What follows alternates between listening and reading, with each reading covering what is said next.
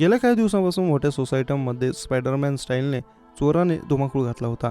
धक्कादायक म्हणजे उंच इमारतीवर चढून हा आरोपी चोरी करत होता. या प्रकाराने रहिवासी वैतागले होते. कांदिवली पोलिसांनी या चोरट्याला मोठ्या शिताफीने अटक केली. उंच इमारतींमध्ये लावण्यात आलेल्या पाईपाच्या साहाय्याने तो चोरी करत होता. आरोपी स्पायडरमॅनने 2 आठवड्यात मुंबई उपनगरात पाईपवरून चढून तब्बल 11 चोरी केल्या आहेत.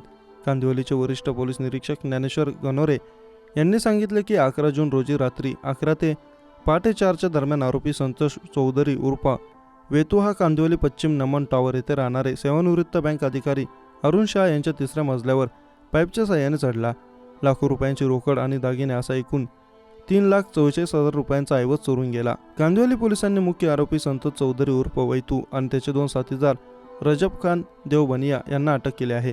पोलिसांनी सांगितले की आरोपींनी 2 आठवड्यात बोरिवली, MHB, कांदिवली आणि गोरेगाव येथे 11 चोरी केल्या आहेत. यापूर्वी देखील त्यांच्या विरोधात 8 चोरीचे गुन्हे दाखल आहेत.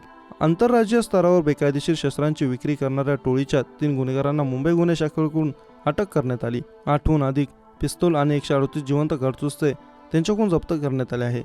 जुहू पोलीस ठाण्याच्या हद्दीत एक इसम पिस्तूल आणि जिवंत कारतुसे घेऊन येणार असल्याची बातमी खात्रीलायक माहिती गुन्हे शाखेच्या युनिट 9ला मिळाली. प्राप्त झालेल्या विश्वसनीय माहितीच्या अनुषंगाने युनिट 9च्या पथकाने म्हाडा कॉलनी जुहू येथे सापळा रचून एक व्यक्तीस शिताफीने ताब्यात घेतलं. त्याची अंगझडती घेतली असता त्याच्याकडे एक देशी बनावटीचे स्टेनलेस स्टीलचे पिस्तूल आणि जिवंत 7 कारतुसे मिळून आली.